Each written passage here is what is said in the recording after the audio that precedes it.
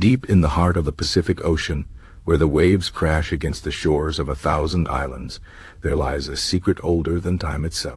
The people of Polynesia have long whispered of stones that speak, stones that carry the voices of the ancestors, stones that tell stories of gods and heroes, of love and war, of creation and destruction. These are the talking stones of Polynesian oral history, and their tales are woven into the very fabric of the islands. Long ago, before the first Europeans set foot on these shores, the Polynesians navigated the vast ocean using only the stars, the wind, and the waves. They carried with them not just tools and supplies, but something far more precious, their stories. These stories were not written in books, but carved into memory, passed down from generation to generation through song, chant, and spoken word. And sometimes, they say, the stories were whispered by the stones themselves. On the island of Raiatea, known as the Sacred Heart of Polynesia, there stands a great marae, a temple of ancient stone. The elders say that if you press your ear to the rocks at the hour when the sun meets the sea, you can hear the voices of the past. They speak of the god Ta'aroa, the Creator, who shaped the world from the endless void. They tell of Maui, the trickster Hiro, who fished the islands from the depths of the ocean with his magical hook. And they murmur the names of forgotten kings and queens, warriors and priests, whose deeds once shook the heavens. But how can stones speak? The answer lies in the Polynesian belief that all things possess mana, spiritual power. A stone is not just a rock, it is a vessel, a living thing that can hold the essence of those who came before. When the ancestors placed their hands upon these stones, when they chanted their prayers, and performed their sacred rites, they left behind more than footprints.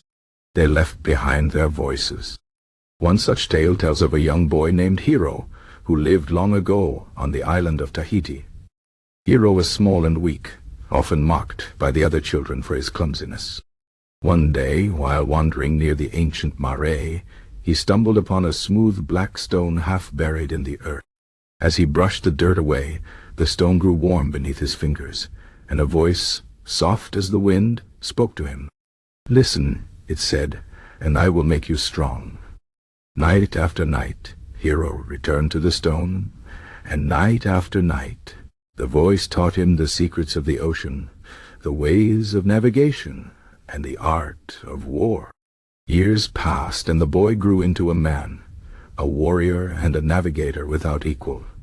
When the time came for his people to voyage across the sea to new lands, it was Hiro who led them, guided by the whispers of the stone.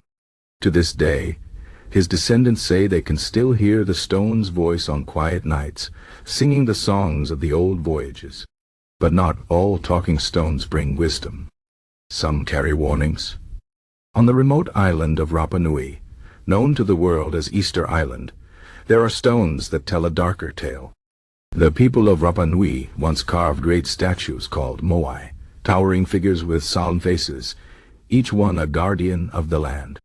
The elders say the moai were not just statues, they were vessels for the spirits of chiefs and priests, and they spoke to the people in dreams and visions. For a time, the island prospered.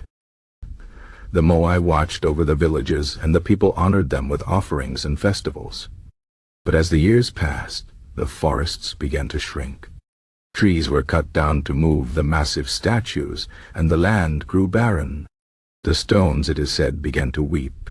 Their voices, once strong and proud, became mournful whispers, begging the people to stop. But the chiefs did not listen.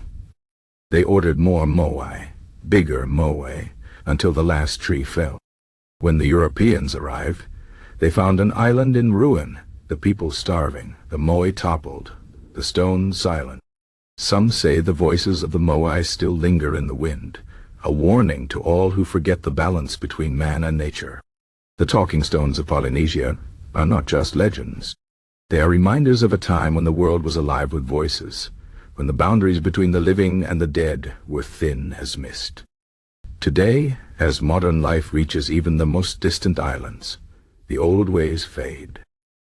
But if you walk the ancient paths, if you sit beside the marae under the light of the moon, you may still hear them, the stones whispering their stories to those who are willing to listen. And so the tales endure, carried on the waves, written in the stars, and spoken by the stones. For as long as the ocean surrounds the islands, the voices of the ancestors will never truly be silent.